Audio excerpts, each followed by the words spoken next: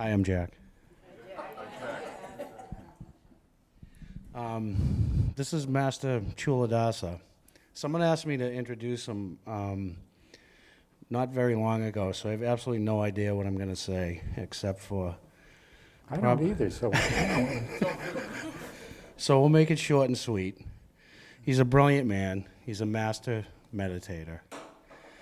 And just from my own personal experience of working with the master, results happen. And the proof is in the pudding for me. I'd read a lot of books, studied a lot of people, and the first retreat that I did with John almost over 3 years ago now, I believe, was very profound for me, and had an effect that has lasted. So, if anybody here is interested in studying meditation, for whatever reasons, I give him a big thumbs up. Thank you, Jack. That's it. Thank you.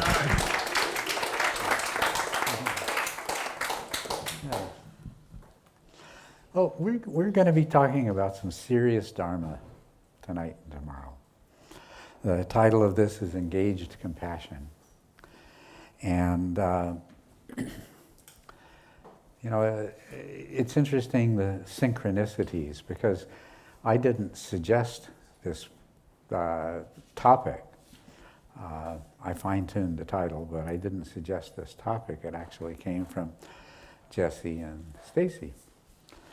But it was so appropriate because on my own spiritual journey, I am in a place, and in the last year have been exploring a place of a tremendous deepening of my own understanding of compassion and the development of compassion.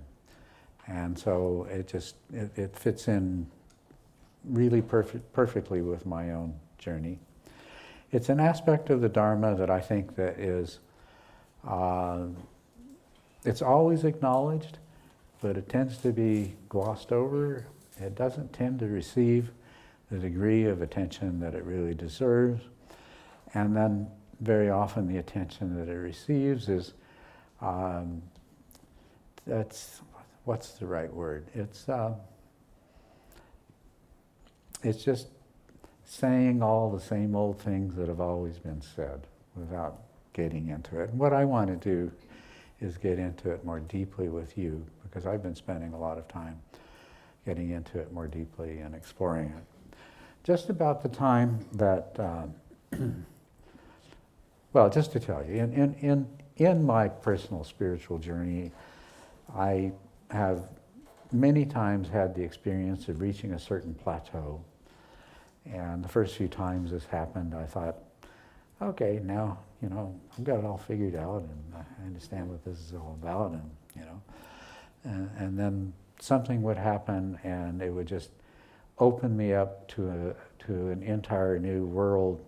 I could even say an entire new universe of understanding that I didn't even know was there before. And that would be the next stage of my personal growth. And quite a while ago, I stopped ever believing that there is an end to this path. I do not think there is. And I'll go a step further, and I would say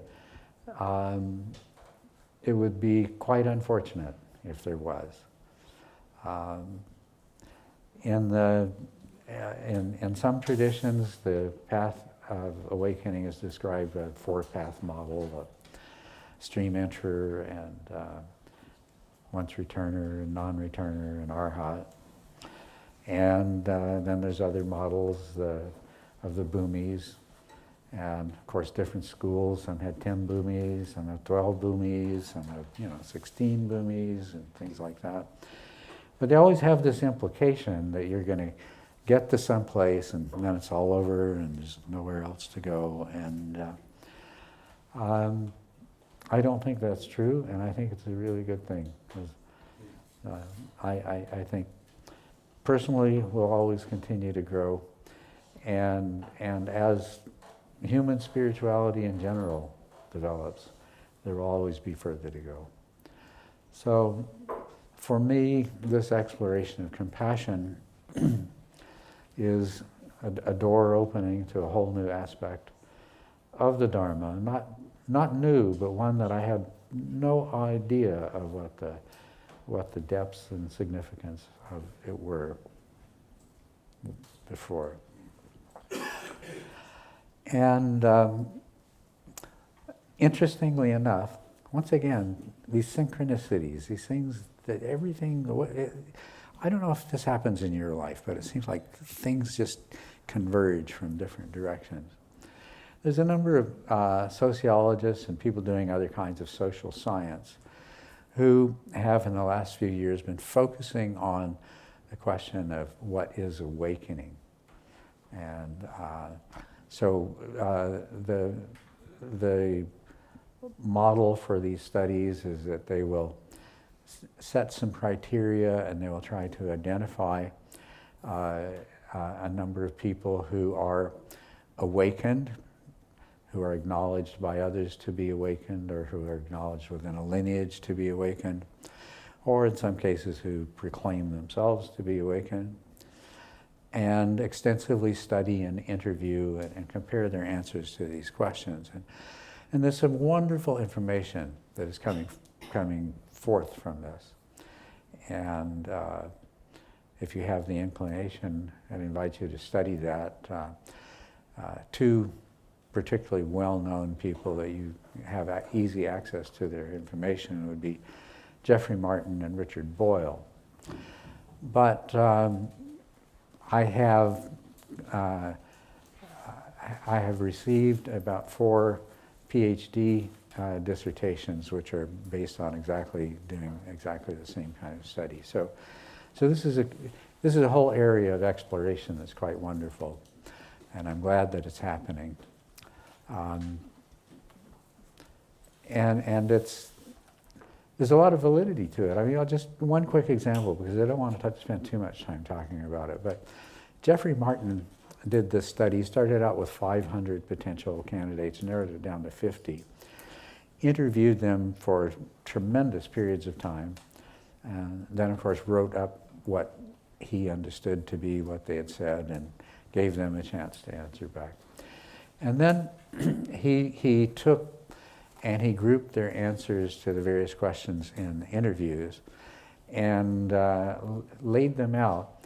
And he found that they arrived in 4 different loci, and that these loci that they fell into corresponded with a very, very high degree of consistency to the 4-path model that's described in the suttas that the Buddha himself laid out, the stream returner, once returner, non-returner, and arhat model.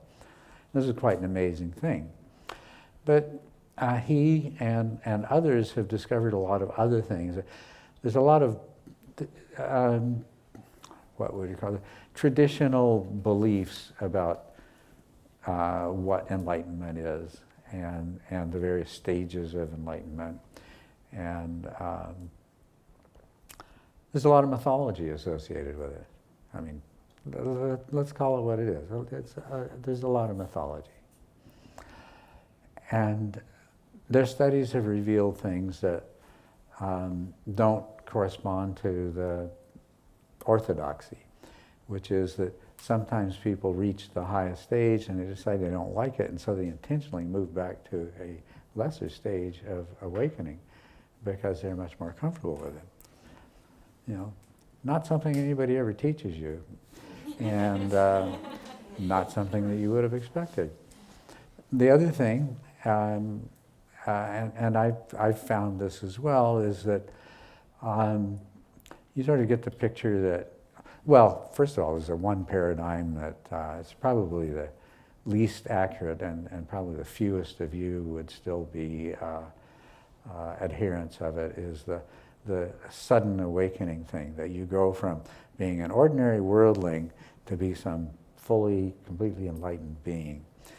And I think we can pretty safely toss that out the window. And actually, we can go to the particular traditions that teach sudden enlightenment, and you find that they say things like, okay, now you're enlightened, but there's a whole lot more work to do.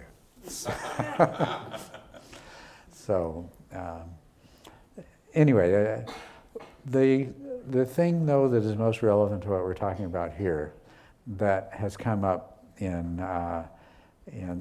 these different examinations of people who are awakened, or at least purported to be awakened, who manifest the various characteristics.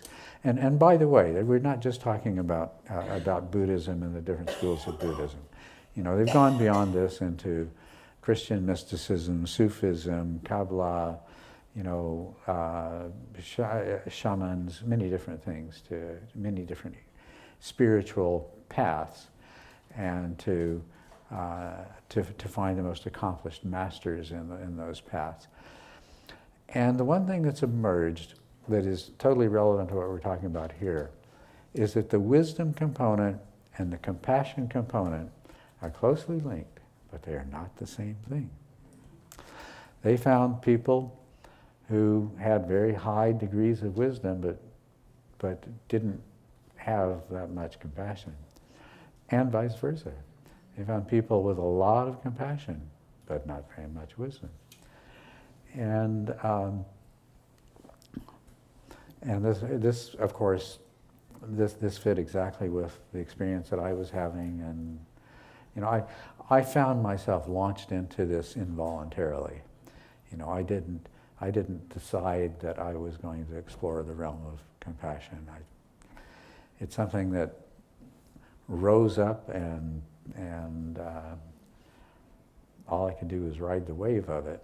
But I've learned a lot about it as a result of that. Now, just to clarify, I mean, certainly within the Buddhist paradigm, but if you're willing to overlook differences in terminology, different metaphysical systems that different religions and even different branches of Buddhism use, if you're willing to overlook that and understand the commonality of all of these things, everyone agrees that there is a transition stage that is very profound. That on the one side of that, you can very legitimately be referred to as a worldling. Your understandings may be highly refined. You may have accumulated a lot of glimpses into a deeper truth and a greater reality. These may play a great role in shaping you, but there's a threshold you haven't crossed. And there is a threshold that once you have crossed that, it's a very distinct threshold. It's to use an analogy, it's a slope. And until you cross that threshold, you can always slip back. But once you cross that threshold, you're now a different kind of being. And in the language of the Buddha, you're now an Aryan. You're one of the noble ones. He said, no one's born a Brahmin, you become a Brahmin. And this is the idea, that there is this threshold that you cross. And if you're willing to try to see the commonalities and to overlook the differences in the ways this is discussed and presented and the words that are used, you find that pretty well every spiritual tradition agrees to the same certain characteristics of this transition. And it is the profound realization that you are not a separate self, and that absolutely everything is interconnected. And in fact, in the four-path model, that's an important part of the definition of what it means to be a stream entrant. Some of you, I know this is a Mahayana center, and I've known many of you for many years, and so you would refer to this as this transition as the path of seeing. And if you look at what it means to achieve the path of seeing, what it is that you attain the deep, profound realization of the emptiness of self. So when we speak of emptiness, we're speaking of another really profound insight, which is really the realization that absolutely nothing that arises in your consciousness has a self-nature of being what it appears to be. That we each live in our own private world. There's enough commonalities that we believe in a consensual reality. But the way we perceive things has more to do with our own minds and with our own conditioning than it does with that greater reality that we are a part of. And that's why we experience it differently. With simple things, like this cup. There's not a huge difference in the way we perceive something like this cup, but there's still differences. One of you may love that and say, that's one of the most beautifully shaped, that's the ideal cup, Everything else is a crude imitation, and that's what it's really trying to approach. And somebody else may say, that's the plainest, ugliest cup. I've seen so many more beautiful cups, but we perceive everything differently. And of course, the more complex the nature is of something, the more differently we see it. And even the very cupness of this. I mean, is this a cup to a hummingbird? Is it even a cup to a cat? As a matter of fact, would it be a cup to, if we took it to a Tarahumara tribesman and handed it to him? I'm going to use an example I used a few days ago because it worked really well. You remember the movie, The Gods Must Be Crazy, and the Coke bottle falls out. And it's nobody ever seen anything like this. What was it? And it became something in their minds. It became a sacred object, but then created a lot of disagreement. And then this poor guy got assigned the task of returning it to the gods and saying, thanks, but no thanks, is causing too much trouble. But,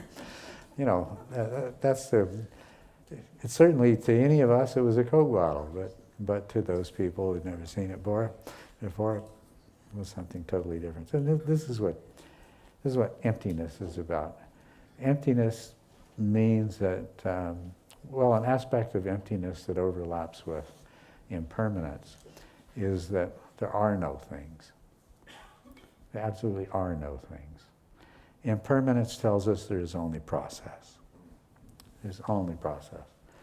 And when we're taking the first baby steps towards understanding impermanence, we think, things come into existence and then they immediately go out of existence, and everything's constantly changing. But we kind of imagine that there is at least a moment of existence before the arising and passing away. And then as our understanding deepens, we realize there's only process. There are no things at all.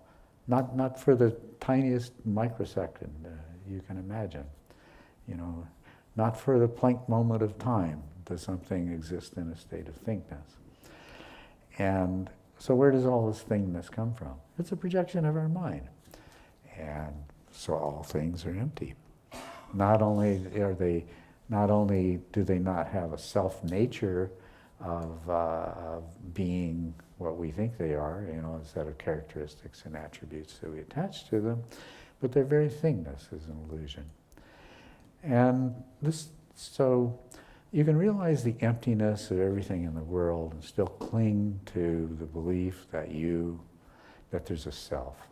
that there's something here, that there's this stream of consciousness, or what is it? That's what we always come down to, is, well, you can take everything else away from me, but I mean, I'm conscious, and there's a stream of consciousness, right? You can't take that away from me. But no, then you realize that that's just as empty as everything else. So this transition that separates worldlings from the awakened is the realization that there is no separate self, that that's as empty as everything else. And that's what the realization, that's what the path of seeing is you may prior to that have had insight into the emptiness of everything else. But when you achieve darsana marga, then what you've had is the realization of the emptiness of self. Or to put it more accurately, is for a moment, you've become truly empty to yourself. And you can't forget that. So this is a threshold that we cross. And the nature of this, the realization that we are not separate selves in a world of other, and that absolutely everything is interconnected. This is the first stage of awakening. This is the critical threshold in every path and in every spiritual tradition, although it may be put in different terms. In Christian and Jewish terms, of course, and in Islamic terms, it's put in terms of realizing that there is that you are not separate from the divine, that you have arisen from, and that you are never truly separate from the divine, and then the rest of the spiritual path is coming to the place of a full-time realization of that, of trying to figure out what that means. Because you're not God. That's pretty obvious. There's no mistaking of that. So now this realization that has, in whatever form it takes, this essential component of the separate self that I feel that I am, and that when I lose my mindfulness, that I might temporarily think that I am before I catch on to it. That with the passage of that, there is a true compassion that arises. And so there's nobody who you could legitimately attach the label of awakened to, who does not have a kind of true compassion that's quite different than what worldlings have.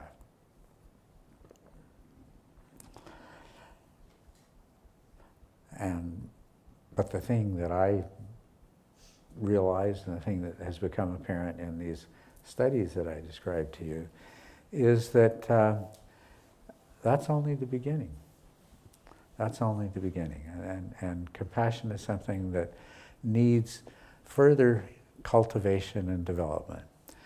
And there are some traditions, and I would give a lot of credit to the Tibetan tradition in particular, for recognizing that. And worldlings in training are given numerous opportunities and numerous practices to do to help develop, as they're moving towards the wisdom aspect. They have a lot of tools to help move them towards the compassion aspect as well. And in the Theravada, it's the loving kindness meditations that we do. And so that's there. But let me explain a little bit. Let me back up a little bit, and let's frame this whole discussion in terms of human nature. Human beings have two natures,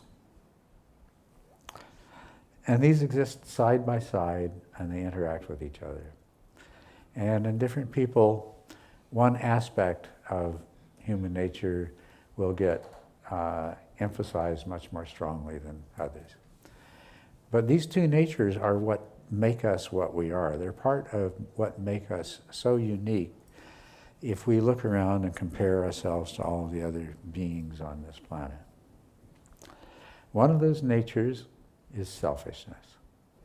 We're born with this inborn tendency as our brain begins to mature and as our mind begins to develop, to see ourselves as separate entities. And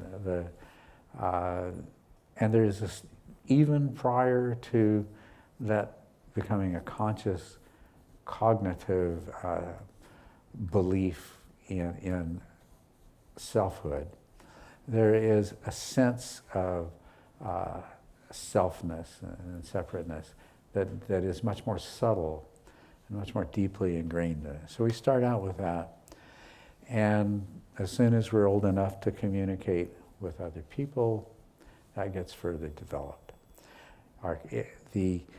However it is that our particular culture deals with the selfish aspect of human nature, we assimilate that development and we manifest it. And there are big differences in cultures. You know, Asian cultures are quite different than Western cultures in the way they view the relationship of the self to the larger community of beings in the world. And there are certain, well, quite a few, in fact, native cultures, what we would regard as more primitive, that tend to minimize that, intentionally minimize that.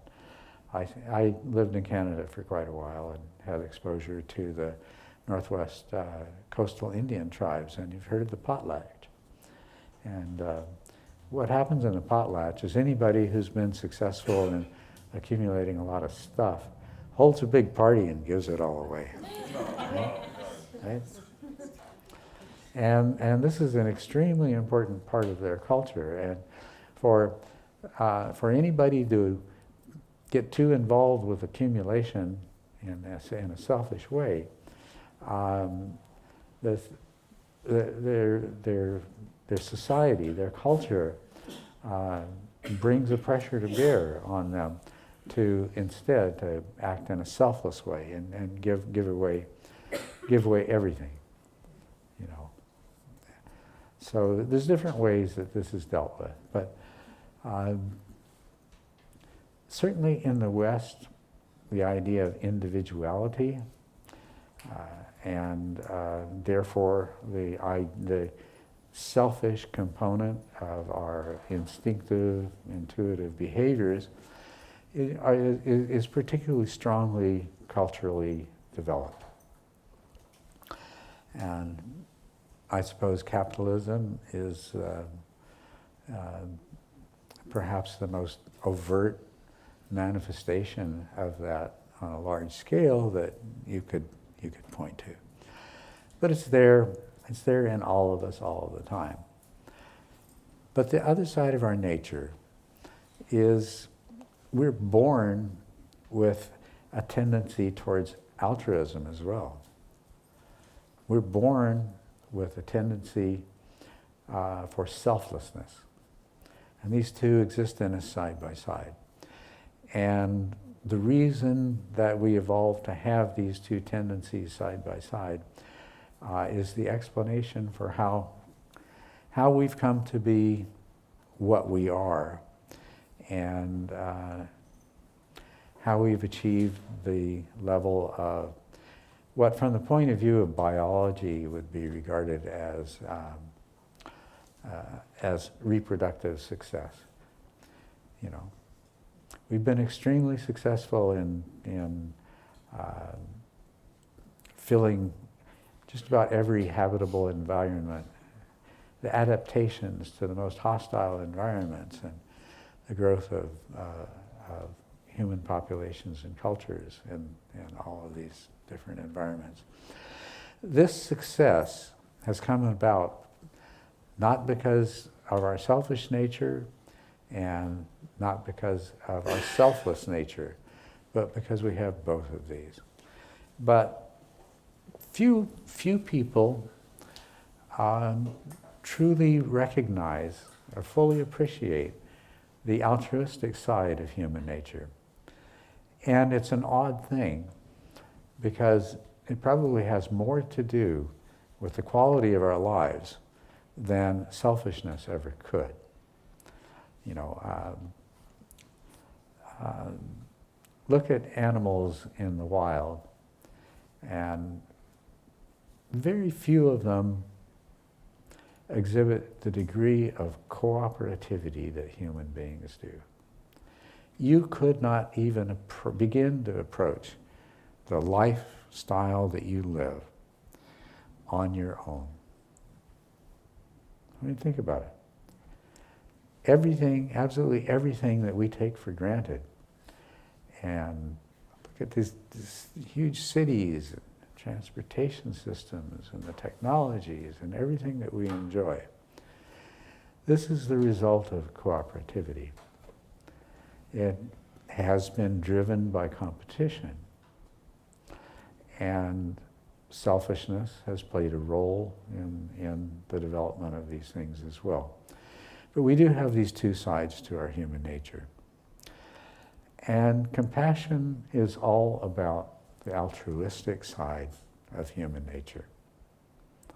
And it's all about developing that. It's all about coming to recognize and acknowledge its existence and to work with it in a way that we actually develop it, that we grow more compassionate. And this, to the degree that we intentionally cultivate compassion, can be very conducive to our attainment of wisdom. And the attainment of wisdom in itself, because it breaks down the root supposition behind selfishness. I mean, the selfishness is empty.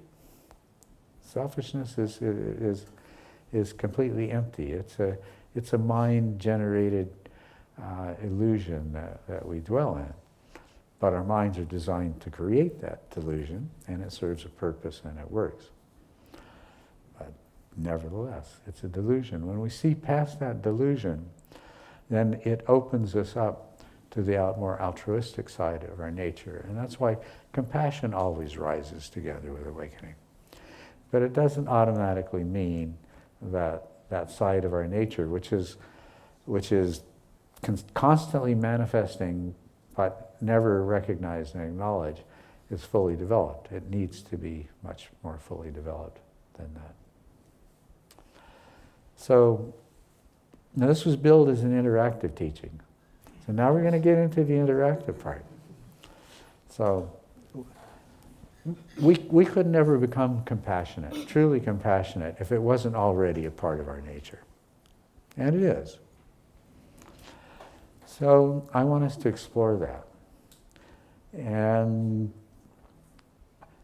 I'd like us to talk about what it is that we think compassion is. And then I'd like us to compare the idea of compassion to a couple of other closely related ideas. Sympathy and empathy. Okay? So now I'm going to ask you. We go around, you've been talking for years. We've been reading books. You've been hearing people come and teach. And everybody's saying compassion, blah, blah, blah. Does everybody mean the same thing by compassion? Do we know what we mean by compassion? So that's what I want to talk about. What is this word referring to? What on earth is compassion?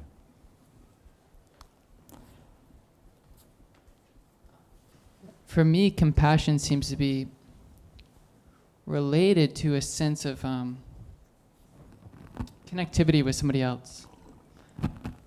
Mm-hmm. Where your sense of self is in what I think people would call empathy of the human condition. So my sadness, your sadness is felt here as something universal. Yeah. And in that, I can have a closer understanding to you or to anyone, or if that's love. The whole range of emotions and experiences. So in that moment of true compassion, my sense of self gets larger. Yeah, it's expanded to include. It's expanded to include. So Yeah, that's right.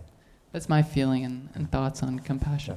And I would agree with that. And I would say what you've said, it overlaps with empathy. So there's a strong overlap there. Now, let's hear some other views here. To me, compassion is a deep level of understanding and caring about each other's feelings. When people go through things themselves, they feel for others. So a deep, deep level of understanding, empathy, feeling, caring, interconnectivity, and looking out for the well-beings of others. Yes, I would agree with that. Let me see if I can, I'm going to do a little steering of this. And first of all, compassion is a compound of two words. Passion. And it means with passion. Okay? So when you're thinking about what compassion means, let's think a little bit about what the word passion means. For that matter, that when you tell me what you think compassion is, I want you to first tell me what you think the word passion refers to.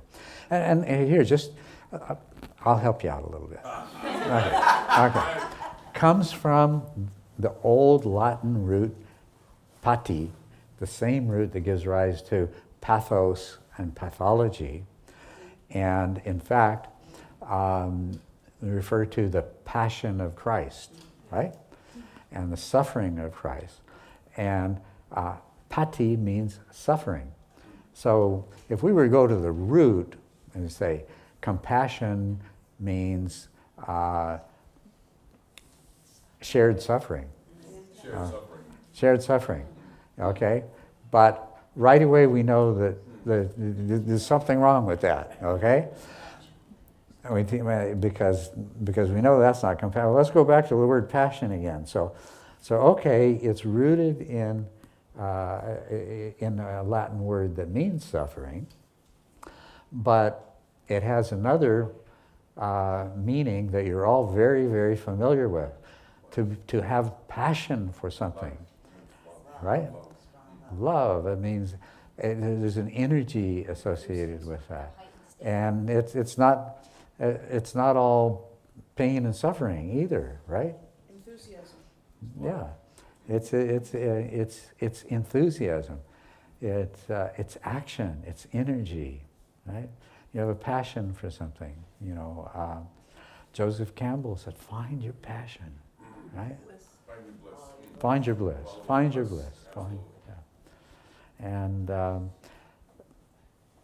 to be passionate about something, to be a passionate Buddhist, to be a passionate meditator, to be a passionate anything, right? So it has this other meaning as well that I think is very, very important. So anyway, I'm giving you a little steering here. So come on, somebody else tell me what they think compassion is, keeping those ideas in mind. There's a hand up way in the back. I think a lot of us in this room are... Allison, can you just give a chance for the microphone to get there? You do have a voice that projects well, but this will be better. By the way, I'm so glad to see you again. I haven't seen you in years.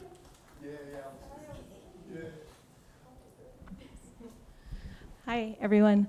I think a lot of us in this room have sort of learned a textbook's definition of compassion, where it's the wish that others don't suffer, the wish that we could take away others' suffering. So when you're saying this desire and this enthusiasm, I'm thinking about bodhicitta, and I'm thinking about this bigger compassion where it's, it's not about being nice, it's about really wanting deep down inside that others don't have to suffer, and a desire to somehow take away that suffering. Yeah, I know that I'm going to push you to go a little deeper in this. Yeah. So, I'll bet you're not saying, oh, gee, I wish that person wasn't suffering. Is that what you're saying? No. Okay, what are you really saying? I think it's it's deep and it's sublime. Mm-hmm. So I sublimely wish you were. No.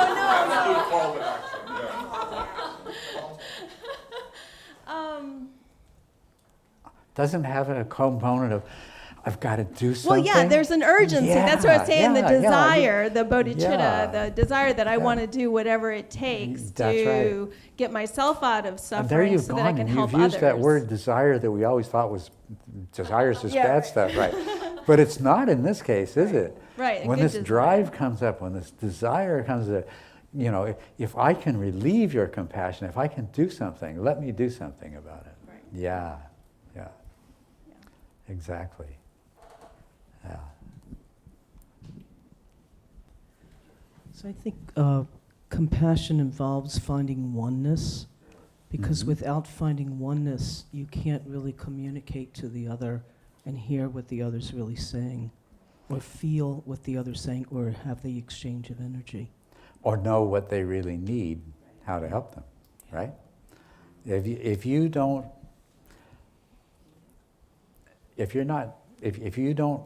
go into their situation enough, you might do something that you think is going to help, but it either doesn't or might even make them feel worse, right? Yeah. So yeah, we have to get to really be compassionate. We have to get out of ourselves and out of our idea of how to help and what's right and what's wrong, the way to help. And that's also where the Christian, where you allow God, let go, where you let the ego or what you think is going on get out of the way, or Buddhism, let the Buddha come or whatever, but it really is allowing for what you don't know, so there can be that place of the heart. That's right. Of the heart. You let the heart open, and stuff, once you open the doors, it goes two ways. It goes out and it goes in, right? Yeah, right.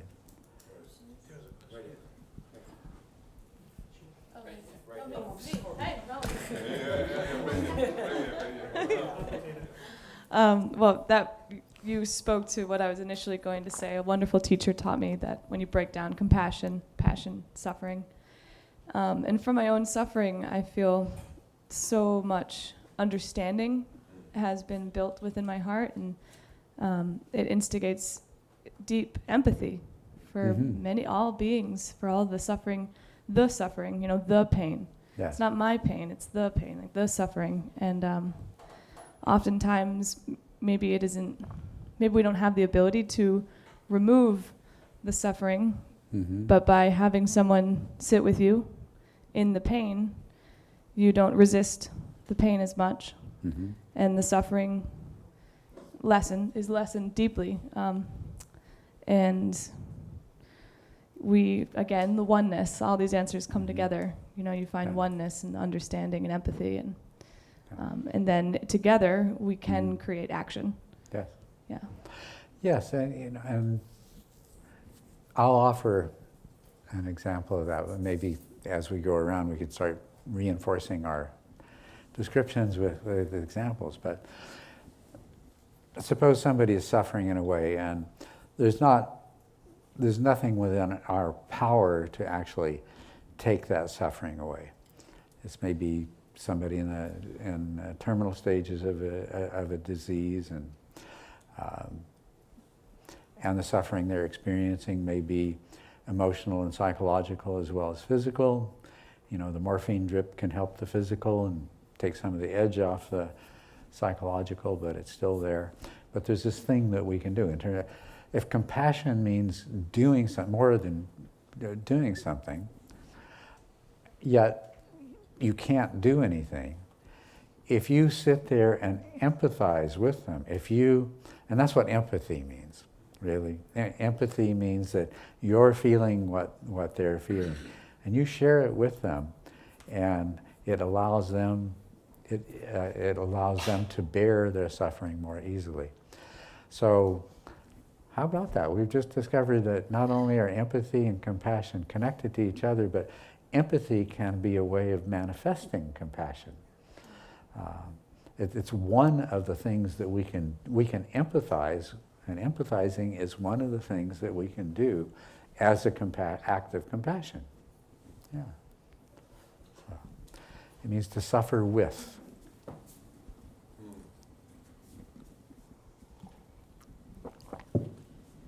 Yes.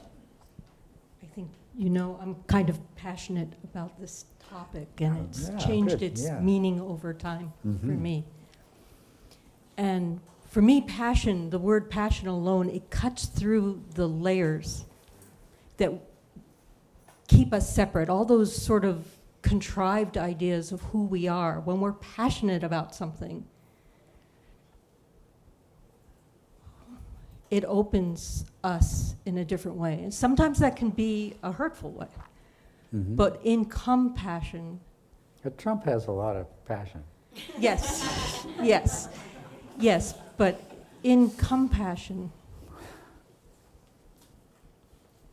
when things break down, to me, at this stage, and it's always changing, it's a deep awareness and acknowledgement of our own suffering that allows us, instead of closing us off from others, it opens us to others, and in a way gives us purpose for suffering. I'm not saying people should suffer, be careful, but gives us a purpose to use what we've experienced in a way that's helpful for others. To me, sympathy holds people at arm's length. Sympathy is not something I'm interested in at all. Empathy, I love it, but empathy alone can get us lost in someone else's suffering, and then we're not there. Yeah, it's bad enough that you're suffering, now I'm suffering too. We're not ahead. Yeah. And keeps us from being able to hear. And I think I've actually come to a place where I think one of the most powerful things we can do for each other is to witness. What do we do when we can't do? It's not that we shouldn't try to do things and volunteer for things and help, but there are situations, and it's not just terminal illness, there are situations where the best thing we could do is be a witness. And to do that, we have to have allowed ourselves to be aware of what suffering has been to us, because otherwise you get triggered and you can't witness somebody else's pain if you haven't been open to your own. Right. So to me, compassion is an opening to your own pain, which can be separate from awakening, because awakening is about removing suffering from pain, right? Exactly. But having experienced it, and then use that experience, have the strength to be able to witness someone else's pain Right. from wherever they are. Yeah. Well, let's just complicate the situation here, just for the fun. I Okay? never do that. All right. So, if you empathize too strongly with someone else's suffering, now both of you are suffering, and there are situations, and I don't know your name. Courtney. You look familiar. Have we met before? No, just okay. But At some point.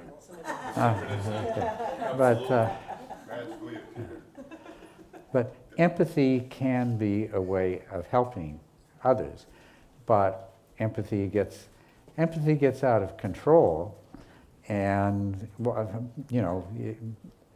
it's no longer helpful. As a matter of fact, and I've experienced this, and I've seen other people experience this.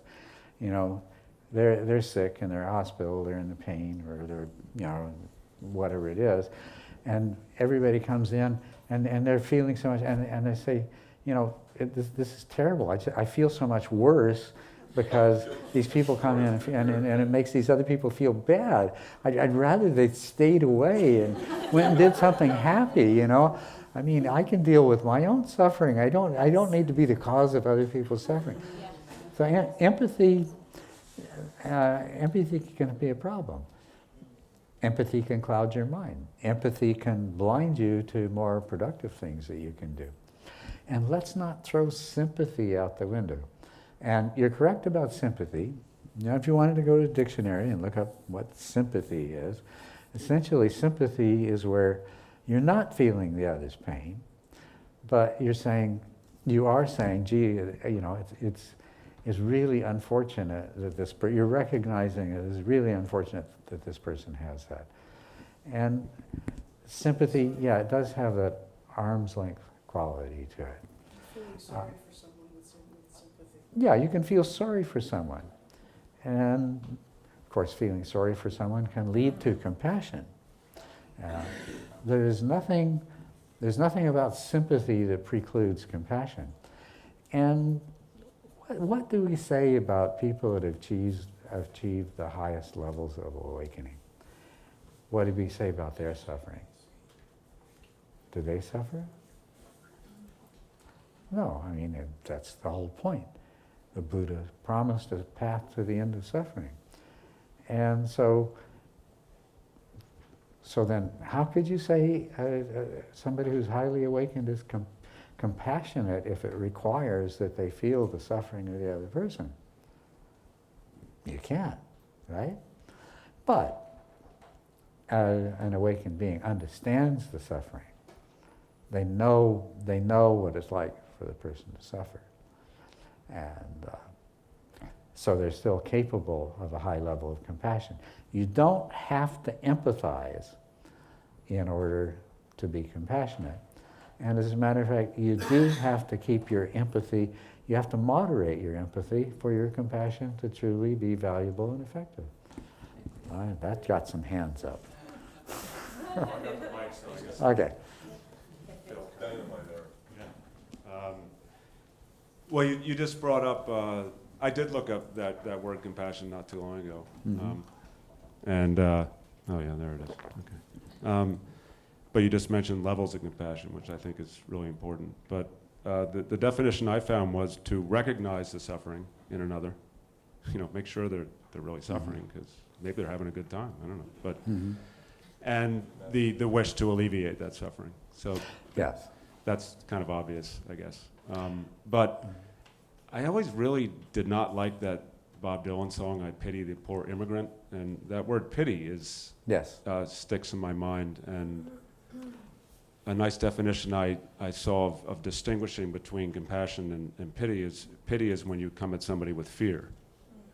Like, you poor sucker kind of thing. At least that's my... Or superiority. Well, yeah, exactly. Yeah. That's... and I've experienced that in many places. Like, wow, that looks like suffering, and I'm glad I'm not there. But anyway, but compassion is when you approach somebody with love and understanding. Yes.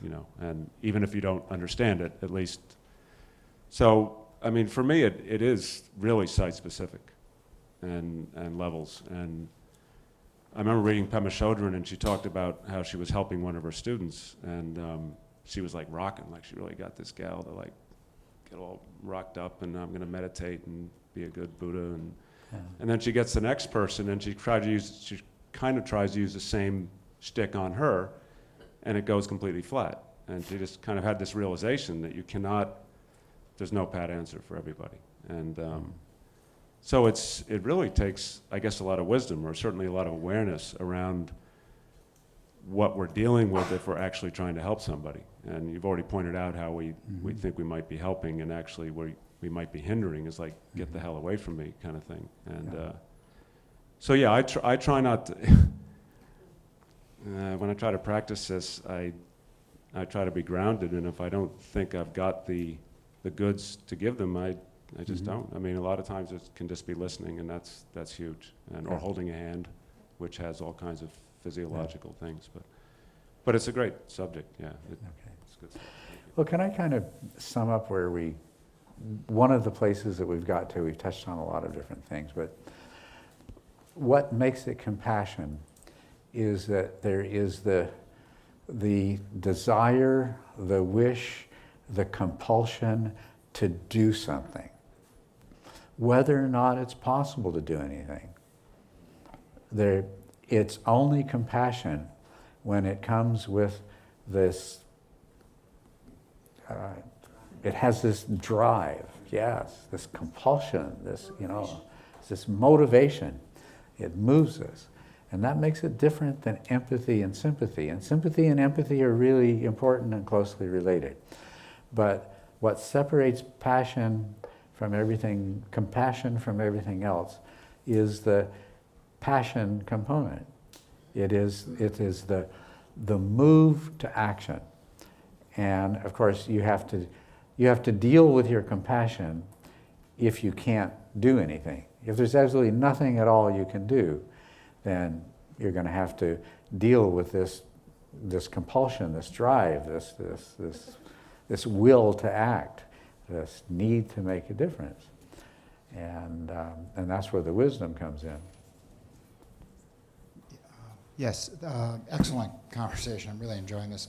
My personal experience, and this is going to end up with a question. Mm-hmm. My personal experience with this subject is that that the path to compassion, the few times I've actually been compassionate in my life, came because I had suffered what the person was suffering. Mm-hmm. That triggered empathy and the lowering of the barrier of self and other. It's like, Yeah. I know exactly how they feel.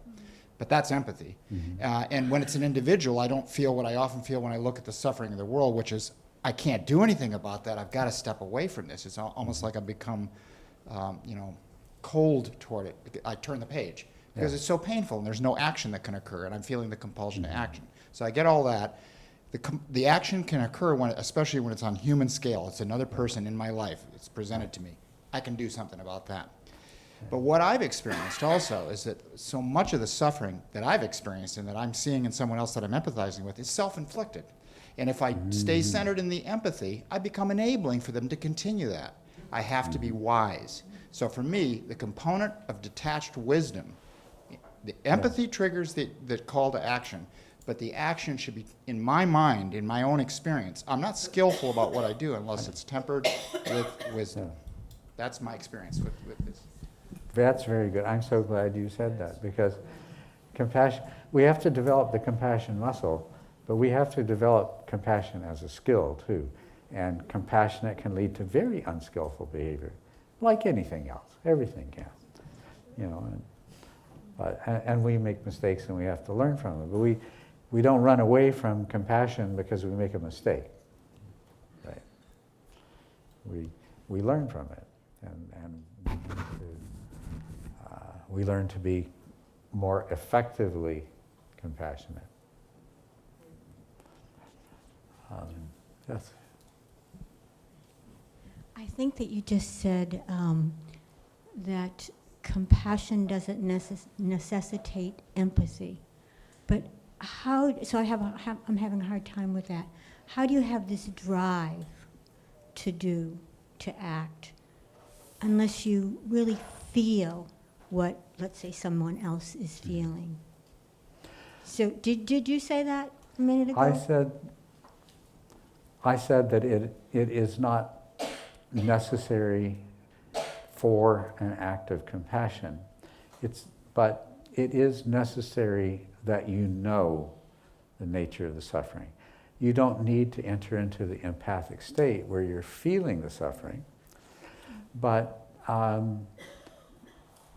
you have to have a personal knowledge, and it doesn't need to be of exactly that kind of suffering, but you have to have a personal knowledge of suffering first before you can have compassion. Which brings up a really interesting kind of thing. We're going once again to talking about people that are highly awakened. They came from a place of suffering, but they transcended the suffering. Not only did they transcend the suffering, but in the process of the way they transcended the suffering was by realizing that all suffering is ultimately self-inflicted. That the cause of all suffering is craving, desire and aversion, and that all desire and aversion is rooted in attachment to self, in delusion, you know? So there's a really interesting thing. So, but you don't need to experience the suffering at the time that you're manifesting the compassion, but you do have to have knowledge of suffering.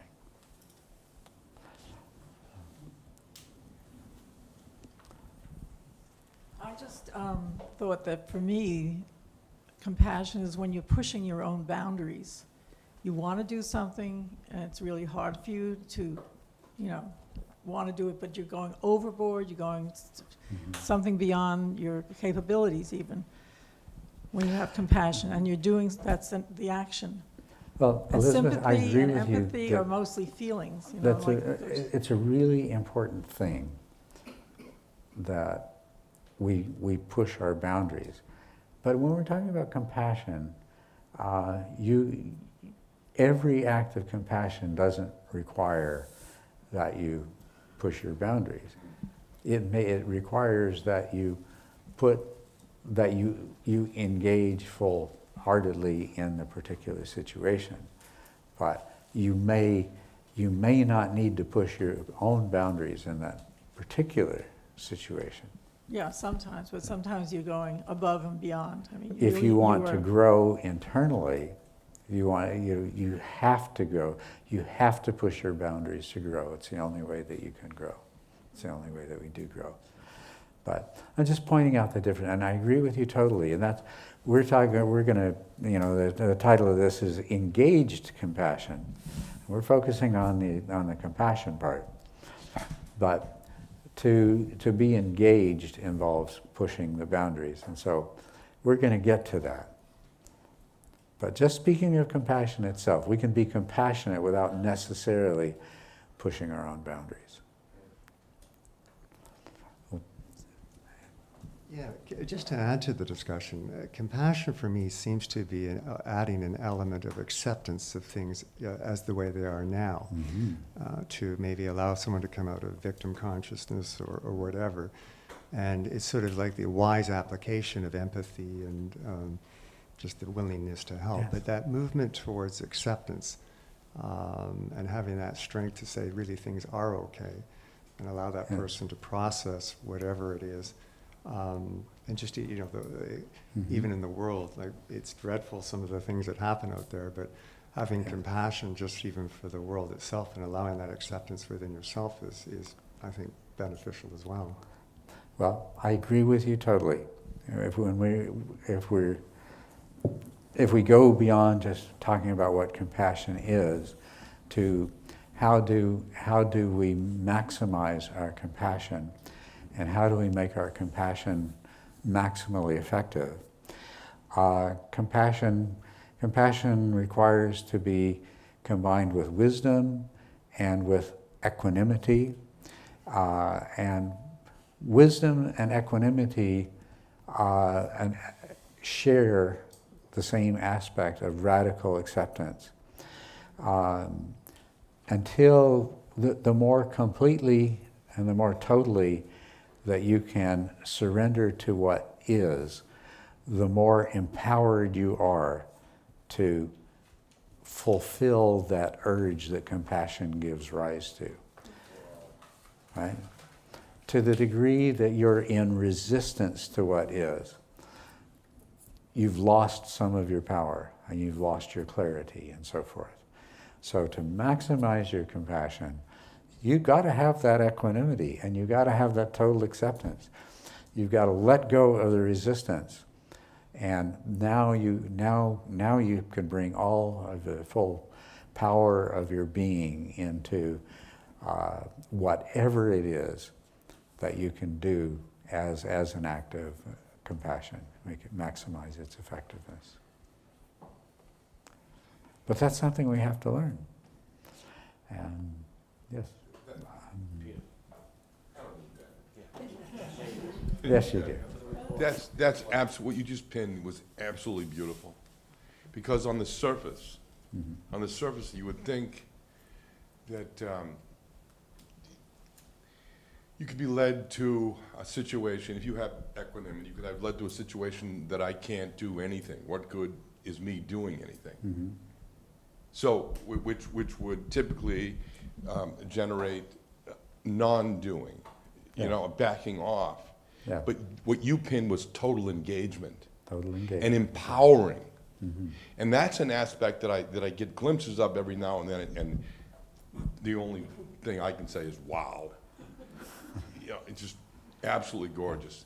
And that's the aspect that makes me an optimist. You know what I mean? Yes, great. And it's all worth it. Yeah. You know, no matter what it is, this trip here is all worth it. And you just affirmed that, and that's so beautiful. Thank you. Thank you. You're welcome. Thank you for getting it.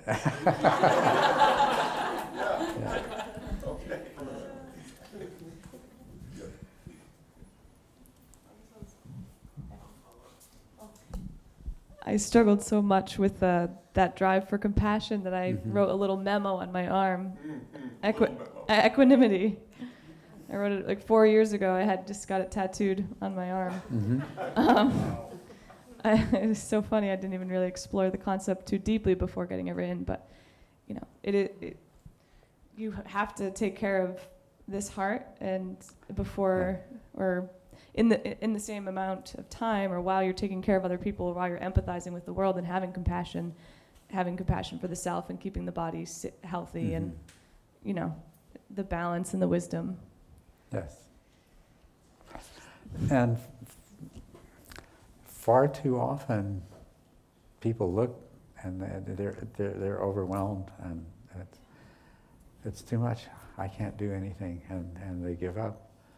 And the result is apathy, apathy, you know. Not empathy, but apathy. Right? Not sympathy, but apathy. And this is the way that we withdraw. And this is untrained and and misunderstood compassion. Compassion produces a drive to do something, and then you see, well, it's hopeless, there's nothing I can do. So you cram it all down and you bury it and you cauterize it, you know, you cut it off, you know, and you just focus in here, and you just give up hope on anything else. That's just, you know, you can't do that.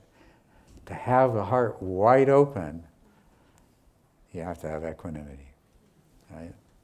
Because otherwise you open the heart up, you see how big the problem is, you enter into hopelessness and despair, and the heart closes again. Yeah. And that happens way too much, way too much.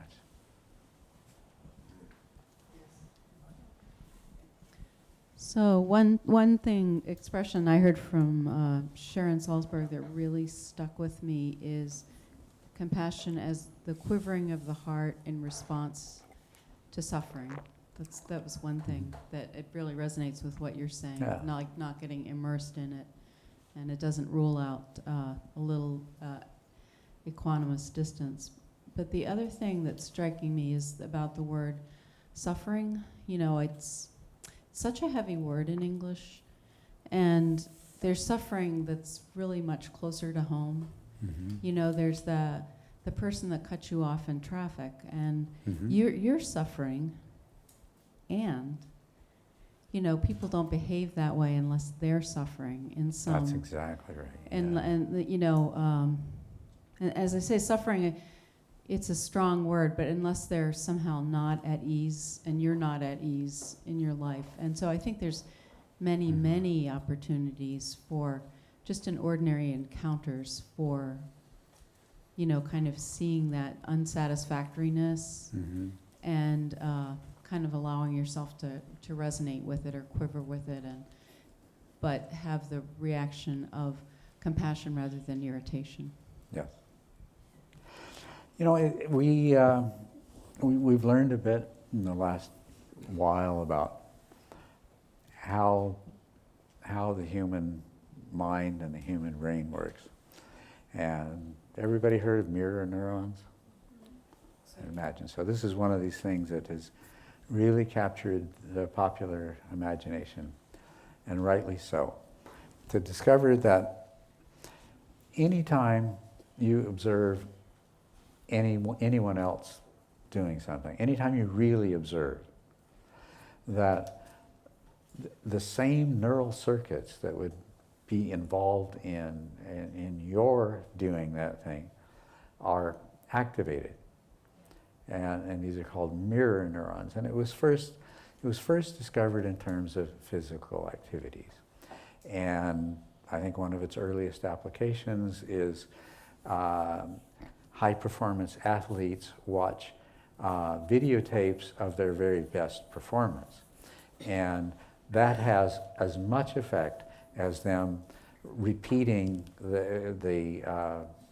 than practicing the particular thing that athlete does. As a matter of fact, the more times they watch, not just themselves, but anybody else, say it's a skier performing that absolutely perfect jump, the same neurons that control the muscles at the most minute degree, they're responding to what you see and learning from that. And the same thing's true of emotions. The mirror neurons, the body language that we talk about, that's mirror neurons. When you see somebody that's happy, then the same neurons are activated in your mind. When you see somebody that's suffering, the same neurons are activated in your mind. And so this is at the root of empathy. And of course, nature has to limit this, because otherwise, we're going around experiencing what everybody else is experiencing. And it's true that we're all connected, but we're not all one, and we all have our unique roles to play, and so. But this is the source of it, is to see yourself in someone else, and to see someone else in yourself, to experience that in yourself. And this is what opens us up, and this is what we need to practice to develop those compassion muscles, but, so that we recognize. But there's so much more to it than that, because otherwise we're just developing empathy. Where does the compassion come from? It comes from one sense in which it comes from is when we expand the boundary of ourself to include another. But the ultimate of that is when you drop all boundaries and you see that you are connected to everyone and that you are not a separate self at all. And then this brings you into a completely different kind of relationship with everyone that you see. And you still have the mirror neurons, but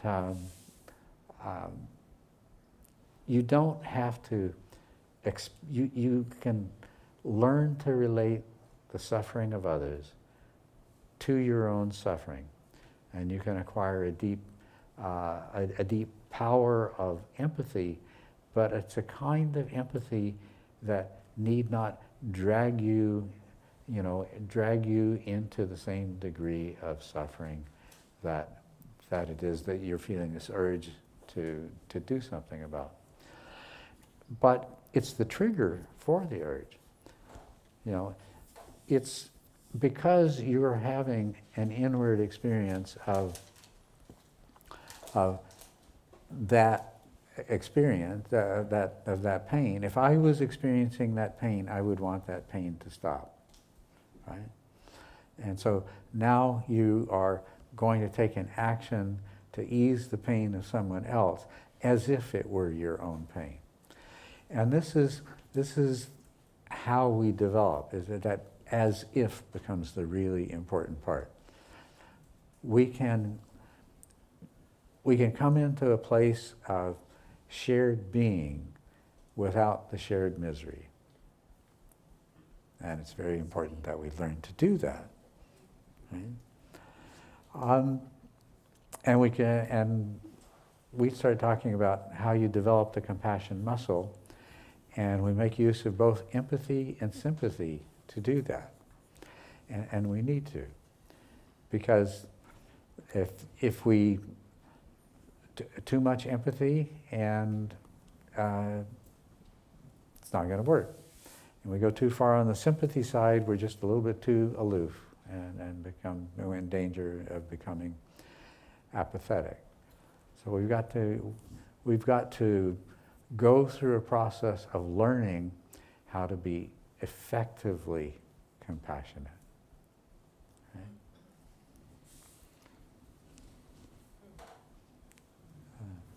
Who has the mic? Ah, there's the mic man. Yeah, I just had a recent experience, the contra to that, the blockage of compassion, and I realized I had a friend who I have compassion for. She's had a number of issues, but internally I was still holding a harsh or false judgment. And I realized that, because I was treating her very nicely, etc., but I was looking down on her at certain levels for certain things that she was doing, like cheating on her taxes or whatever it is. And I realized that false judgment or that harsh judgment was a severe block to it. And as soon as I saw the inability to be completely compassionate, and it was that harsh judgment that was sort of blocking it, well, the sort of floodgates opened, and it changed the whole relationship that I have with her, at least on my side. And in terms of even the treatment coming back to me is different, because I think the harsh judgment sort of created unconscious guilt that I was unaware of, and it certainly blocked, as I say, the compassion. So for me now it seems, and this is a bit like a synchronicities, to lose really all those sort of false judgments and harsh judgments that are probably unconscious. And the losing of those things will make there's automatic compassion after that. Right. Compassion does require discerning and discernment, but not judgment. And unfortunately, we're highly prone to judgment. So it's something that we have to overcome. Take the example, I'm sure you have it here, the way we do where I live, is that every time you're at a stoplight, there's somebody that's standing there with a sign, and they're wanting you to give you some money. And you look at that person, and you can tell. They say, need food, okay?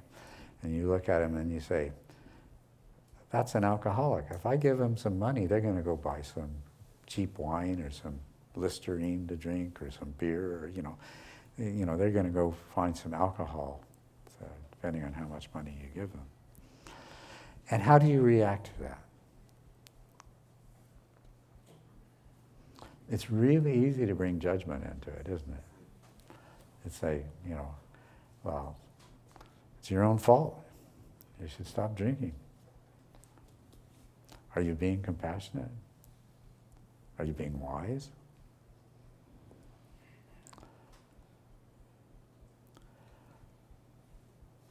There could be wisdom in it, but you're certainly not doing anybody any good. You may not be doing anybody any harm. Now, if seeing that person and knowing their situation led you to do something to make a larger change, then that would be a manifestation of compassion. But it's so easy for us to judge. Have you ever had a friend and you did something that would help them, and they made a really poor decision, and they ended up in a worse situation than they were before? And so because you helped them the first time, they come back to you and they say, I need help again. How easy is it to make the judgment to say, it's a waste. It's a waste for me to try to help you again, because you don't pay attention to the good advice. I told you what to do.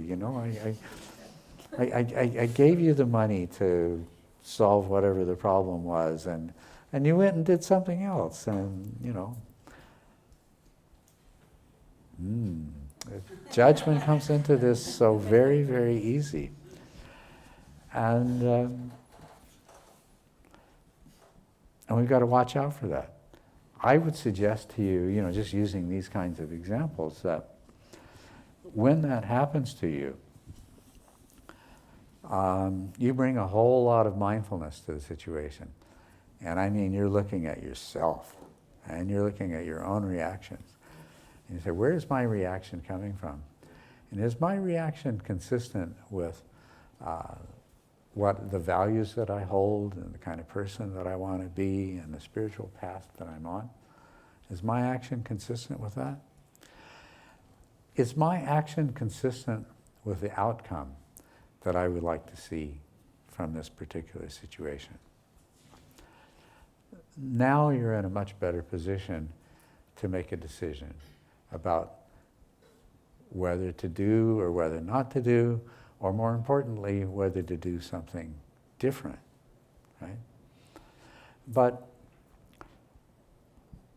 if you haven't done it,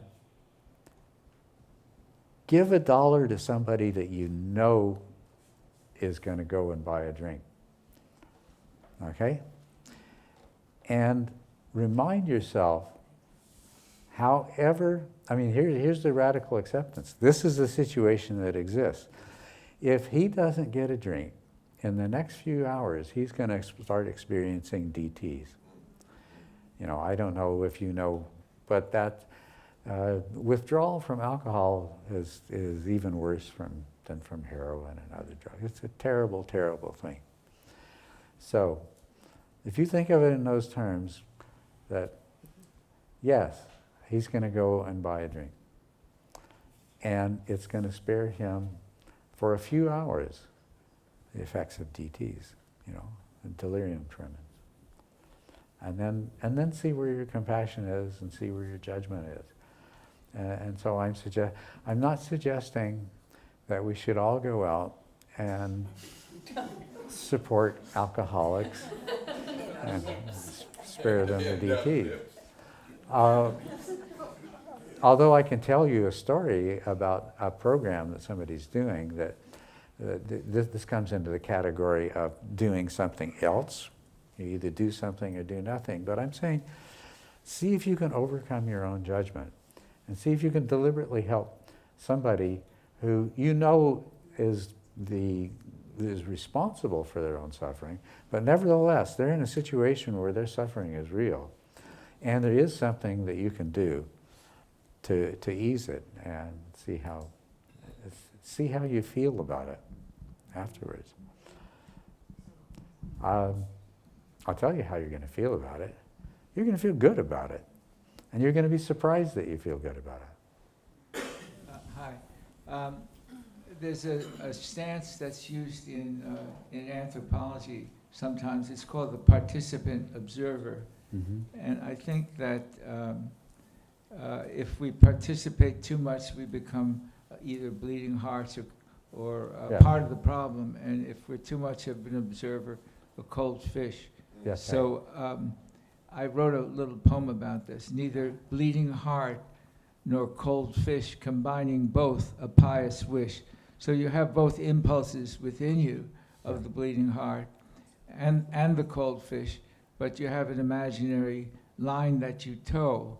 Mm-hmm. And towing that line between the participation and observation is very difficult, because most people will either try to pull you to become more of a participator or push you in the other way, in the other direction as the cold fish. Thank you. Yeah.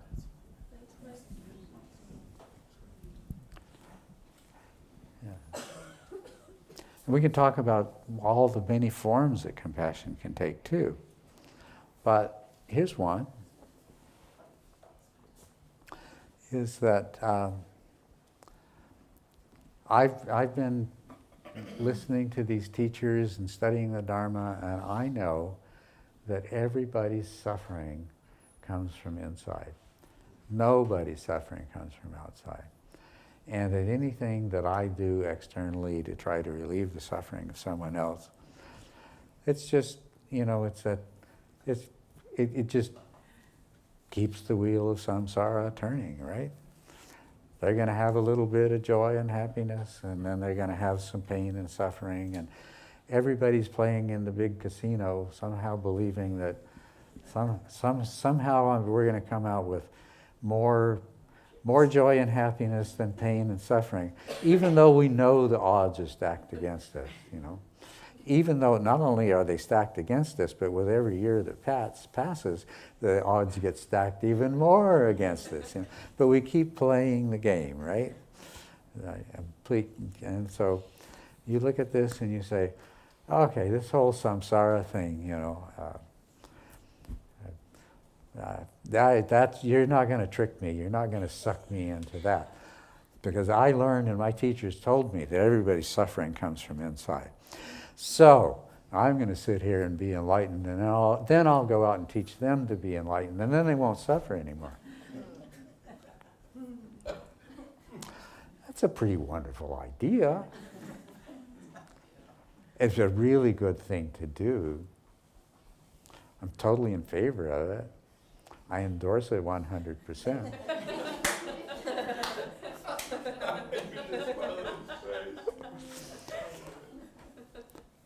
But it sure is a good excuse for doing nothing. And it does absolutely nothing at all to develop your compassion muscle. You can say over and over again, however many times you want, I'm practicing to become enlightened so that I can bring all sentient beings to awakening. Yeah. Is that really why you're doing what you're doing? Is that really why you're not doing the things that you could do?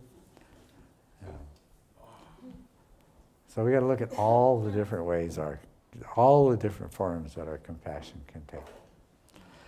All the way from what would be obviously futile to take all the money out of your bank account and your 401k and everything else, get it converted into bags of $1 bills, and then drive all over every metropolitan area you could, handing out $1 bills to people standing on the corner. That's one extreme. And the other extreme is you say, I'm not going to get sucked into this world of samsara. I know how it works. I'm going to sit here and I'm going to get enlightened. And then when I'm a Buddha, I'm going to go and wake everybody up, and then they won't suffer anymore. So we got to look at what lies in between those two, don't we? So that's really important. That's now we're starting to get into the realm of engaged compassion. Yeah. So it seems like one of them is all about me, and then one's all about the other, and you're just swinging on the pendulum from two opposite poles. Right. Yeah. Like so a it's kid in a interesting. playground. Oh, this is fun. Yeah, exactly. Yeah. A playground, exactly. Yeah. And then when you feel like one pole didn't work, you'll jump to the other pole. That's right. But you'll never find the discrimination between. And each one will be comfortable for a little while. Yes, exactly. As an idea or something. Yeah. But it's an interesting snippet to feel like when your own self-care and the self-care of others drops away. Yes. And then in that state, caring for yourself is caring for others, and caring for others is caring for yourself. Yes. Yes. You can use compassion as a powerful vehicle for loosening the grip of delusion on you. You are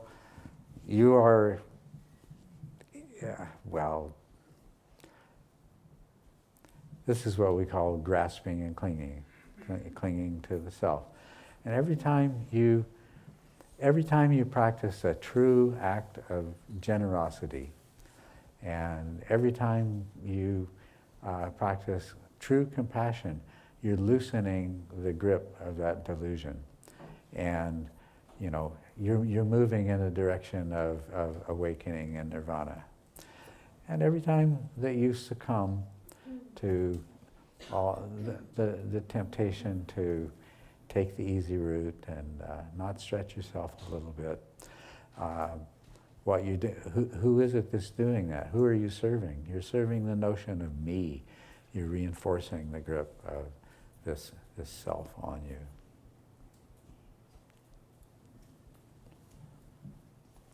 We've got somebody at the back here. Not sure where the microphone is at the moment. So we talked about judgment clouding our ability to be compassionate. And so what about expectation of the act of compassion? The attachment to the expectation of the act of compassion. Yes, absolutely, yes. Yeah, that's kind of what I was getting to when I talked about, you have a friend and you help them out, and you have expectations, and you're attached to those expectations. You're attached to outcomes. And the most important thing in order to be effective in doing good in the world of any kind is to have no attachment to the outcomes. It's learning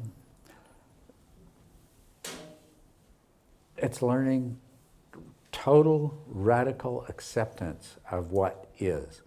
The past has determined it, All these causal factors add up to the moment that we're in. And the most absurd waste of time impossible is to resist that. To resist, the definition of insanity is to resist what is. And it will sap your energy, it will cloud your mind,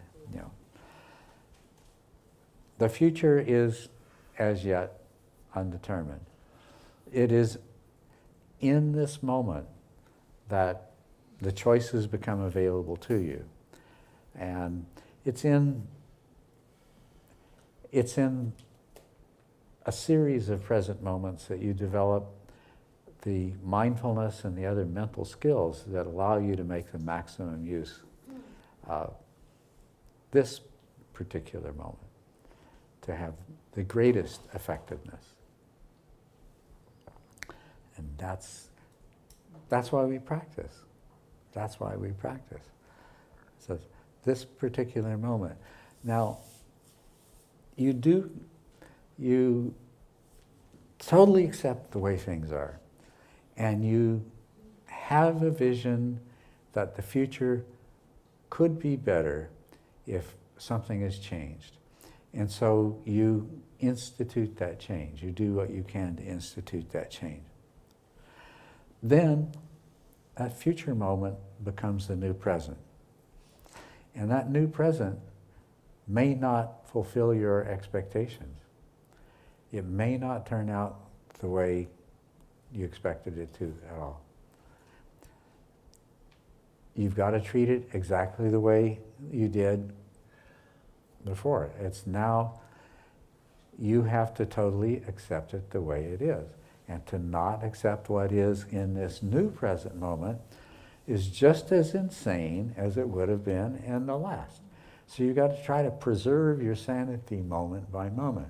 And anytime you find yourself disappointed or frustrated, it means that you're losing your sanity and you're resisting what is. And if you stop doing that, you're going to become really, really powerful and effective. So, radical acceptance and total non-attachment to the outcome. Doesn't mean that you don't do your absolute very best to figure out what the best thing to do is, and that you don't do it in the absolute very best way that you're capable of doing it. But then you're going to come into a new present moment, and it either worked or it didn't, or it half worked or whatever. But that's the new reality that you're in.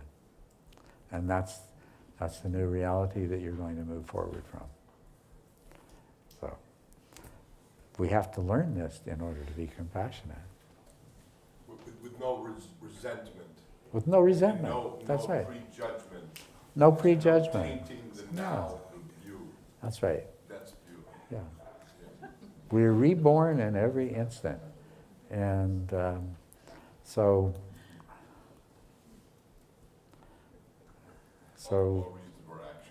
try to learn to live in that space. Yeah. And you never really know the consequences of your actions anyway. It's not even insane. It's just stupid to think that you can judge this new present as to whether the outcome was good or bad. The outcome was what the outcome was. You're only seeing it now. It's going to continue on. It's going to ripple into the future in every possible direction for, well, until the end of time, if there is an end of time. And if there isn't an end of time, it's just going to keep on rippling out there, right? So if at any point you find yourself deciding that you are just so omniscient that you can judge the goodness or the badness, the success or the failure, the rightness or wrongness of the outcome, you're being not only insane for rejecting what is, but you're being stupid.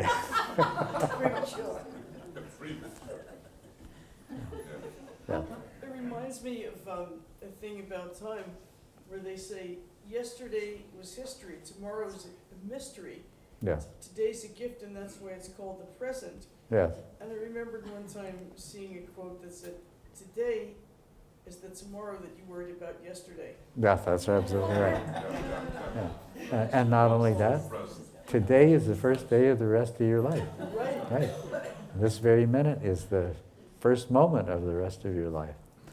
And not only that, the universe has just become born in this moment, and it is going to evolve from it. You're part of the Big Bang, the new Big Bang.